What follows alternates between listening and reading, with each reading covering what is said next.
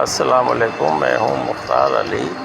جشن آزادی کے سلسلے میں نشاط سعید پاک سے مخاطب ہوں۔ ہندوستان کی آزادی اور قائد اعظم 14 اگست 1947 کو برصغیر کے مسلمانوں کی طویل جدوجہد رنگ لے آئی اور پاکستان ایک آزاد مملکت کی صورت میں دنیا کے نقشے پر ابھرا۔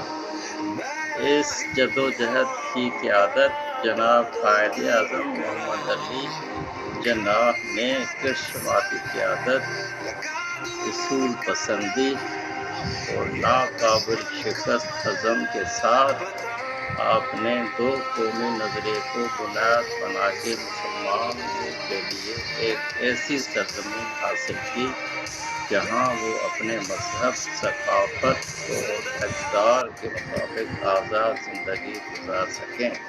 قائد اعظم کا وژن ایک جمہوری، انصاف پسند اور خوشحال پاکستان تھا جو آج بھی ہماری رہنمائی کرتا ہے۔